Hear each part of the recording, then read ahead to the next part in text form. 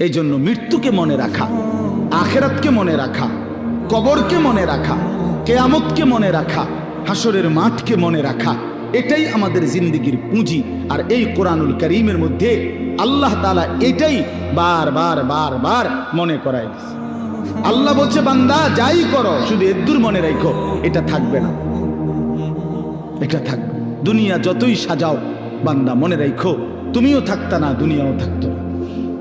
তুমিও যেমন মৃত্যু হবে, এই কায়নাতেরও মৃত্যু হবে।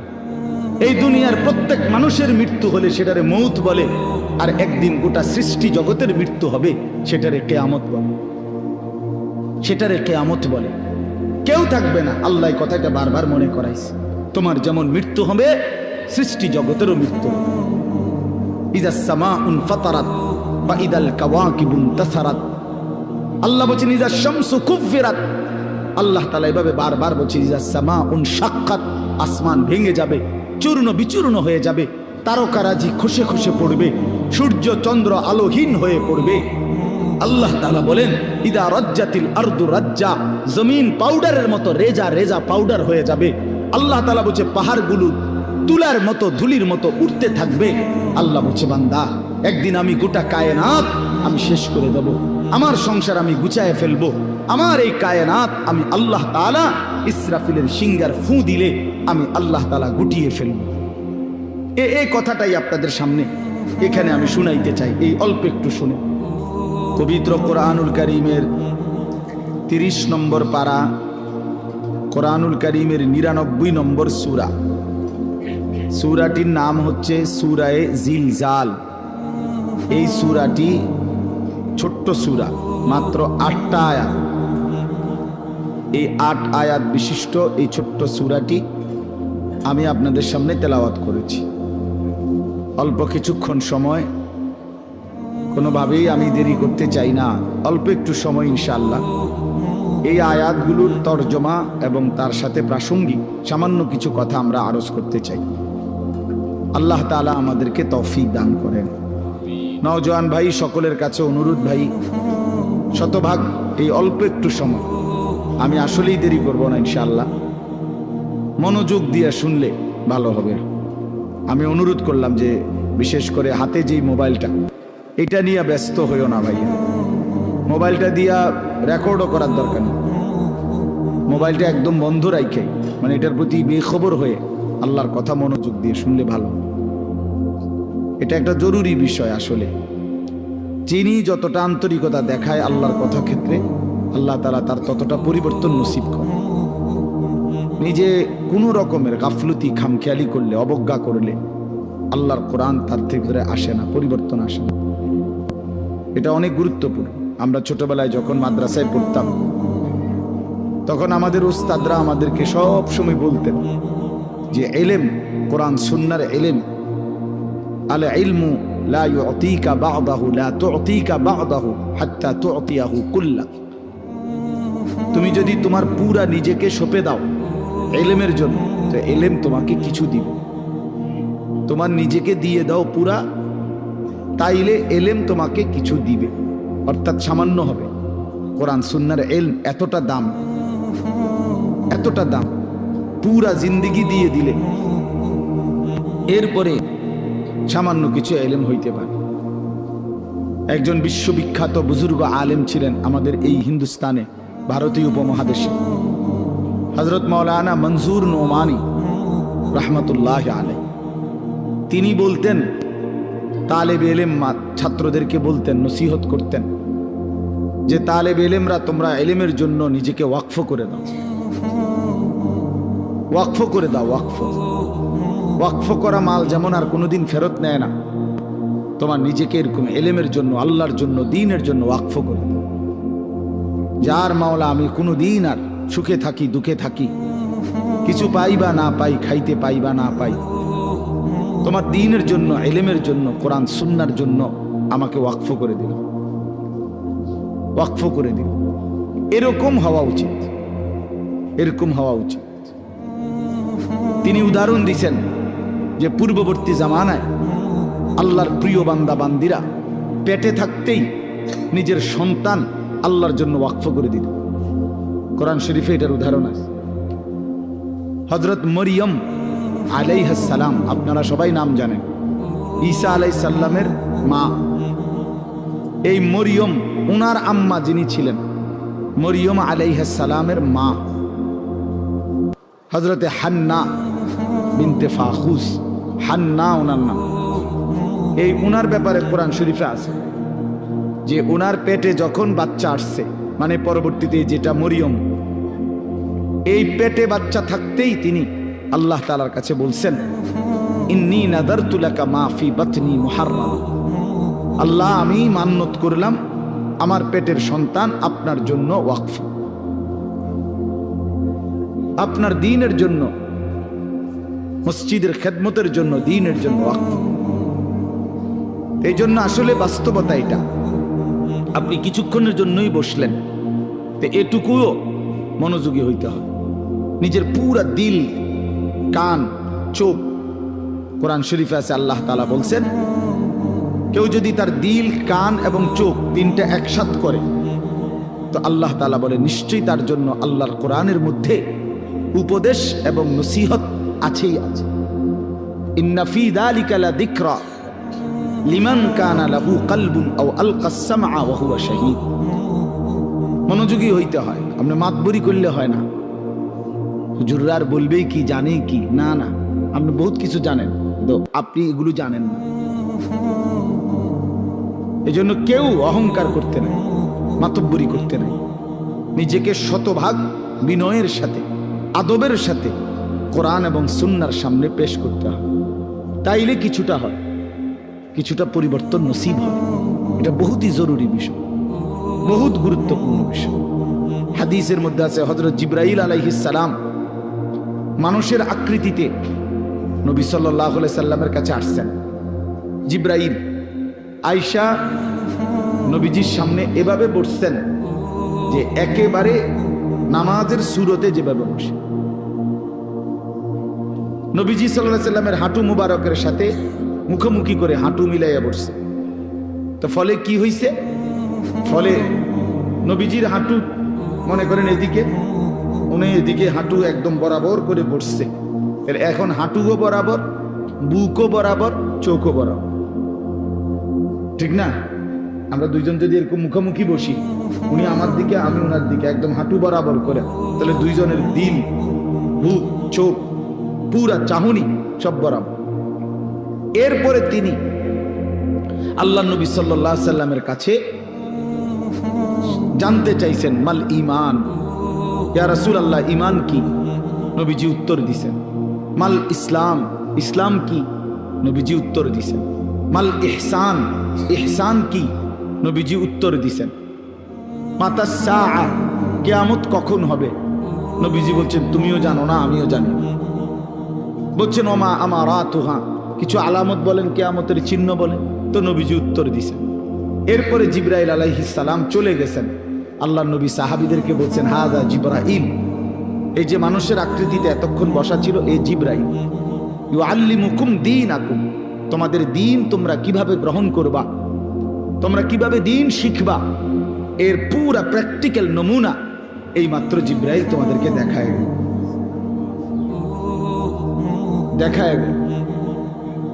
এই জন্য বাপ, এটা খুব জরুরি বিষয়। এই মসজিদে কিছু মানুষ আছে, ইমাম সাহেব জুমার নামাজের বয়ান করে, উনি কোনো পাত্তাই দেন, উনি এটারে কোনো বিষয়ই মনে করেন, কোনো বিষয়ই মনে করেন। হয় বসে বসে জুরায়, আর নয়তো নিচের দিকে মাথা নিয়ে রাখে, মানে ইমাম সাহেবের চেহারার দিকে তাকাইলে এটা অসুন্দর। উনি যে পরিমাণ মান নামি দামি মানুষ, উনি চাইয়া থেকে কেমন, কথা বুঝছেন না? এই জাতীয় মানসিকতার কারণে যেমন ছিল তেমনই থেকে যায়। হারাম আর ছোটে না, আল্লাহর নাফরমানি আর জীবন থেকে ছোটে না, আল্লাহর অবাধ্যতা আর ছোটে না। এই জন্য জরুরি এটা বিষয়, শতভাগ মনোযোগী হইতে হয়। এটা আজকের জন্য না, আমি প্রত্যেক দিন বয়ানে, প্রতিটা বয়ানে এ কথা কিছুক্ষণ হলেও বলি। কোরআন শরীফে আছে আল্লাহ তাআলা বলেন ওয়াহদি ইলাইহি মান ইউনীব, যে আল্লাহর দিকে একটু ঝুঁকে আসে, আল্লাহ বলেন আমি তার চাইতে এগিয়ে হেদায়েত দিয়ে দেবে। কিন্তু শর্ত হলো তুমি একটু আগাইতে হবে, তুমি আসবা। আল্লাহ বলছেন হাদিসে কুদসিতে, বান্দা তুমি আমার দিকে আসবা 1 বিঘত, আমি আসবো 1 হাত। তুমি আসবা 1 হাত, আমি আসবো 2 হাত। তুমি আসবা হাঁটতে হাঁটতে, আমি রহমত মাগফিরাত নিয়ে আসবো দৌড়তে দৌড়তে। বাকি তুমি একটু আগাইতে হবে।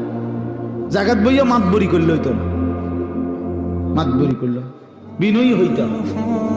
ভাই একটা কথা বললাম শুনবেন? আরে কইবেন না হুজুর, আপনার কথা আপনি কইবেন না। আমি কি করি, আপনার কি দরকার? হ্যাঁ আরে বেয়াদব, তোমার তো পরিবর্তন হবে না জীবন। তোমার এই অহংকার তোমারে শেষ করে দিবে, তোমার এই অভদ্রতা তোমারে শেষ করে দিবে। এজন্য এটা জরুরি বিষয়। আমাদের ছেলেগুলো মসজিদের বয়ান শুনে না, জুমার নামাজের দিন আসে যদিও, এই পিছনে বৈশা শুধু খোসাখুসি, ধাক্কা ধাক্কি, ঠেলা ঠেলি, এই ফালতু দুষ্টামি করতে করতেই জিন্দিগি শেষ। আহা, গাফলতে গাফলতে জীবন শেষ, হেলায় হেলায় জীবন শেষ। এই এক অসভ্য জিন্দিগি, জানেও না কি কেন আসছে, কোত্থেকে আসছে, কে তারে পাঠাইলো, কেন পাঠাইলো, কিচ্ছু মনে কিচ্ছু মনে। আরে ভাইয়া এটা ঠিক কোরআনুল কারীমের মধ্যে আছে, আল্লাহ তাআলা বলেন হাল আতা আলাল ইনসানি হিনুম মিনাদ দাহরি লাম ইয়াকুন শাইআম মাযকুরা। প্রতিটা মানুষকে আল্লাহ বলছে, বান্দা শুনো, তুমি মনে রেখো একটা দীর্ঘ সময়, যুগের পর যুগ তোমার এমন গেছে যখন তোমার কোনো নাম ঠিকানা, আলোচনা, তোমার কোনো নিশানা কিছুই এই পৃথিবীতে কেউ জানতো না, ছিল না, উল্লেখ করার মতো বস্তু তুমি ছিল না। কিন্তু আমি আল্লাহ একাই তোমাকে দীর্ঘ সময় লাগায়া এই জমিনে, আমার এই সৃষ্টিতে তোমারে সংরক্ষণ করেছি। তুমি প্রথম মাটির মধ্যে ছিলা, মাটির অস্তিত্বের মধ্যে আমি আল্লাহ তাআলা সেখানে তোমাকে সংরক্ষণ করেছি, কেউ জানতো না। তুমি খাদ্যের মধ্যে ছিলা, খাদ্যের উপাদানের মধ্যে তোমার অস্তিত্ব ছিল, কেউ জানতো না। একদিন নির্দিষ্ট পরিমাণ খাদ্য তোমার বাবা ভক্ষণ করেছে, সেখান থেকে আমি আল্লাহ নির্দিষ্ট পরিমাণ বীর্যের ফোঁটা তৈরি করেছি। একদিন বাবা মায়ের মিলনে উভয়ের মিশ্র বীর্য একত্রিত করে মায়ের জরায়ুতে আমি আল্লাহ স্থাপন করেছি। সেখান থেকে আরো 10 মাস লাগায়া ধীরে ধীরে পর্যায়ক্রমে আমি আল্লাহ তোমাকে এই পৃথিবীর আলোর মুখ দেখাইছি। তো এই লম্বা সময় তুমি মাটি আকারে ছিলা, খাবারের কণিকা হিসাবে ছিলা, বাবার বীর্য হিসাবে ছিলা, মায়ের জরায়ুতে স্থানান্তর হইলা। সেখান থেকে ধীরে ধীরে 10 মাস পরে তোমার আমি এই পৃথিবীর আলো দেখাইলাম। তুমি একটা বারও জানতে চাইলা না যে এত লম্বা সময় লাগাইয়া মাওলা আপনি আমারে কেন বানাইলেন? একবারও কি ভাবা উচিত ছিল না? সামনে যা পাইলাম তাই করলাম, সামনে যা দেখলাম তাই করলাম। হায় যুবক, এটা কি কোনো জীবন হইতে পারে? জীবনের কোনো আগা নাই, মাথা নাই, লক্ষ্য নাই, উদ্দেশ্য নাই। কেন এতক্ষণ ধরে মোবাইল টিপতেছো? কেন সারা রাত উলঙ্গ ছবি দেখতেছো? কেন নর্তকী দেখতেছো, জিনা দেখছো, বেবিচার দেখতেছো? এক ওয়াক্ত নামাজ পড়ো না, কোনোদিন ফজরের নামাজ পড়ো না। জানো না রাত কখন হয়, দিন কখন হয়, আলো কখন হয়, ভোর কখন হয়? কিচ্ছুই বুঝলা না। শুধু নারী, ছবি, নর্তকী, জিনা, বেবিচার, মদ, জুয়া, মোবাইলের অস্থিরতা, অসভ্যতা, আর বন্ধুদের আড্ডা। কে তোমার মা, কে তোমার বাবা, কে তোমারে বানাইলেন, কে তোমার রসুল, কে তোমার কিতাব, কি তোমার ধর্ম, কিচ্ছুই জানলা না। আরে মুসলমানের বাচ্চা এত বড় অপদার্থ মানুষের বাচ্চা হইতে পারে না। এটা জন্তু জানোয়ার হইতে পারবে না, হাইওয়ান হইতে পারবে না। মানুষের বাচ্চা এত বেখবর হয় না। যাকে আল্লাহ আকল দিয়েছেন, যাকে আল্লাহ চোখ দিয়েছেন, যাকে আল্লাহ কান দিয়েছেন, যাকে আল্লাহ দিল দিয়েছেন, যাকে আল্লাহ তাআলা এত সুন্দর শরীর দিয়েছেন, তার একটা বার ভাবা উচিত ছিল আমি কে আমারে বানাইলো, কেন বানাইলো, আমি করছিটা কি? তিনি আমার কাছে এটাই চাইছিলেন। ওফ, আল্লাহ বলছেন ইন্না খালাকনাল ইনসানা মিন নুতফাতিন আমশাজ। আমি আল্লাহই স্বামী স্ত্রীর মিশ্র বীর্য থেকে মানুষকে সৃষ্টি করেছি। কেন? নাবতালিহি নাবতালিহি নাবতালিহি। আল্লাহ বলছে বান্দা বিশ্বাস করো, তোমারে বানাইছি পরীক্ষা করার জন্য, পরীক্ষা করার জন্য, পরীক্ষা করার জন্য। নাবতালিহি ওয়ালা নাবলুওয়ান্নাকুম ওয়া নাবলুকুম লিনাবলুয়াহুম লিয়াবলুয়াকুম, একই শব্দ, কোরআনের শব্দগুলো। পরীক্ষা করার জন্য, পরীক্ষা করার জন্য, পরীক্ষা করার জন্য, পরীক্ষা করার জন্য। যদি বলি আল্লাহ আপনি আমার কি পরীক্ষা নিবেন, আল্লাহ বলেন আমি জানতে চাচ্ছি, দেখতে চাই আমি তোমার একটা অনির্দিষ্ট হায়াত দিয়েছি, অস্থায়ী।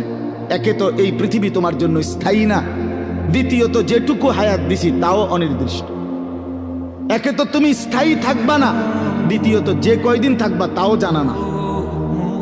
কথা বুঝেন নাই? আমি একটা মনে করেন আমি বুঝলাম যে আমি এই পৃথিবীতে স্থায়ী না, অস্থায়ী, বাকি কয়দিন এটা কইয়া দেন আমারে। কি 14 দিন না 14 মাস? তাইলে আমি এভাবে গুছাইতাম। যদি 14 দিনের হয় তাইলে 2টা লুঙ্গি হলেই তো সারে। আর যদি 14 বছরের হয় তো আরো কিছু সামানা লাগবে। কথার কথা আল্লাহ বলে না, আমি এটাও বলবো। কতদিন থাকবো, থাকতে দিব তোমারে তাও জানাবো না, তাও জানাবো না, আমি জানি শুধু। তাহলে একটি অস্থায়ী জায়গায় অনির্দিষ্ট কিছু সময়ের জন্য আল্লাহ বলেন আমি তোমাকে থাকতে দিছি পরীক্ষা করতে, তুমি কি স্থায়ী ঠিকানা জান্নাতে যেতে চাও নাকি জাহান্নামে যেতে চাও? এই পরীক্ষার জন্য, এই পরীক্ষার জন্য। এবার যদি বলি আল্লাহ আমি যাতে পরীক্ষায় পাশ করতে পারি, আমার জন্য আপনি কি ব্যবস্থাপনা দিছেন, কি কি ব্যবস্থাপনা দিছেন? তো আল্লাহ তাআলা বলেন 3টি ব্যবস্থা আমি 24 ঘন্টা তোমার জন্য দিছি। কয়টা বলেন না ভাই, কয়টা? 1 নাম্বার হলো ফাজআলনাহু সামিআন বাসীরা, আমি আল্লাহ তাআলা তোমাকে আমাকে মানার মতো যতগুলো হুকুম আমি করেছি, যতগুলো নিষেধ আমি করেছি, প্রতিটা হুকুম পালন করার, প্রতিটা নিষেধ বর্জন করার আমি আল্লাহ শতভাগ যোগ্যতা সম্পন্ন একটি শরীর, দেহ আমি আল্লাহই তোমারে দিয়েছি। একটা হুকুম এমন নাই বন্ধু যেটা আমার শরীরের মধ্যে সক্ষমতা নাই, অথচ আল্লাহ করতে বলছে। এমন একটা গুনাহ নিষেধ এমন নাই যেটা আমার পক্ষে বিরত থাকা সম্ভবই না, অথচ আল্লাহ আমার এটা থেকে বিরত থাকতে বলছেন। আল্লাহর কসম, এমন কোন হুকুম মালিকের নাই। আল্লাহ তাআলা জুলুম করে না। ইন্নাল্লাহা লা ইয়াজলিমু মিসকালা যাররাহ, নিশ্চয়ই আল্লাহ তাআলা এক বিন্দু জুলুম করে না।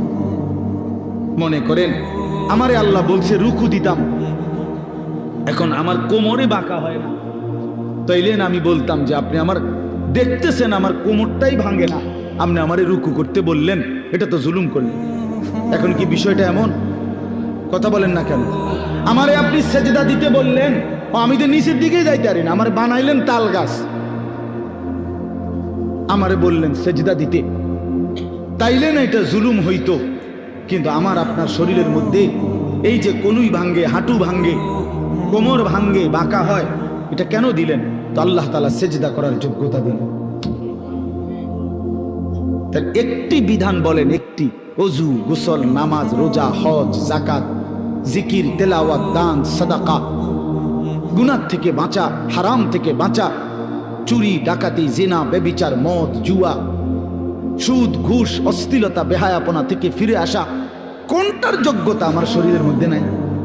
যে আমার চোখটার এমন অবস্থা যে আমি যদি কোনো বেডির দিকে চাই তা আর নামাইতে পারি, এমন তো সমস্যা কি? এমন যদি হইতো হুজুর আমি একবার যদি চোখ উঠাই কবে 30 মিনিটের কবে আর নেই নামাইতে, তাইলে না একটা বড় অসুবিধা হইতো। বলেন তাহলে আমরা যদি উপরের দিকে তাকাইতে পারি তো নিচের দিকে চোখ নামাইতে পারি না? পারি কি না বলেন না? তো সমস্যা কি? সমস্যাটা কোথায়? সুদ আল্লাহ নিষেধ করছেন, তো ব্যবসা কি আল্লাহ হালাল করে নাই? তো ভিন নারী দেখতে কি নিষেধ করছেন, তো একজন পবিত্র স্ত্রী গ্রহণ করতে কি অনুমতি দেয় নাই? তো সমস্যা কোথায় বলেন? অর্থাৎ আল্লাহ তাআলা বলেন, বান্দা আমি একটি হুকুম এমন দেই নাই যা তোমার শরীরের সাথে মানানসই নয়, এমন হয় না।